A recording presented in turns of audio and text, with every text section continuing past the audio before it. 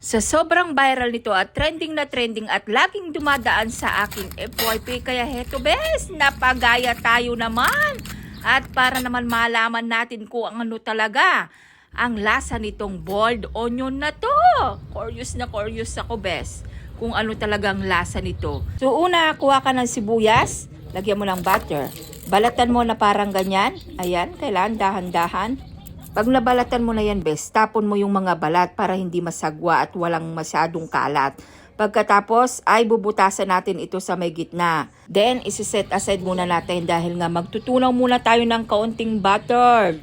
Oo, kailangan mag-melt ka ng butter dito. Pag natunaw mo yan, set aside ulit dahil kumuha ka ng aluminum foil. Oh, huwag kang masyado mag-isip ng hindi maganda.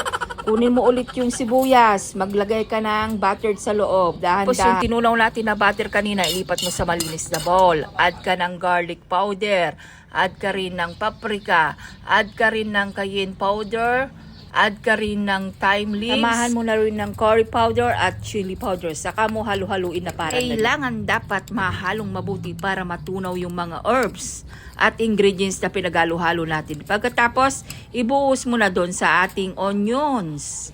Onions talaga, isa lang yan, Ate Bes. Oo nga pala, onion. Tapos ibuhos mo ng mabuti lahat-lahat na yan. Pagkatapos niyan, siyempre, para level up, maglagay tayo ng konting yobab. Yan yung kinaldereta ko pala kahapon. Naglagay ako para may konting lasa ba at malasa-lasa. Saka mo sa ibabalot na parang ganyan sa may pot. Saka natin iluluto sa may air fryer, bes. I-air fryer mo lang ito ng 1 oras. Oo, medyo matagal, bes. At pagkatapos ng ilang taon nating pag-aantay, char, eto na, the moment of truth ng ating air fryer na onion. Dapat yun talaga, hindi boiled. Dahil sa air fryer. Pero ewan ko ba bakit boiled ang tawag? Basta. Tikman na lang natin kung ano talaga ang lasa nitong boiled onion na to. Sarap na mga bes. Uy, nagmamansik ka to.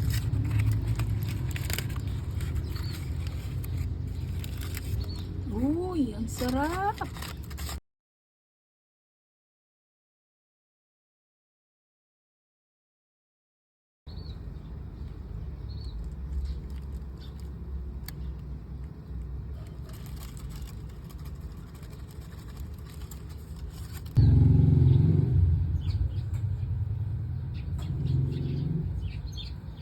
Uy, sarap.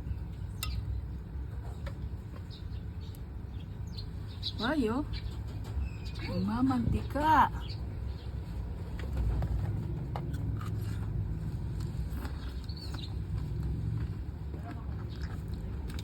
Ang lasa pala niya ay manamis-namis yung sibuyas at masarap talaga dahil basta masarap subukan yung magluto.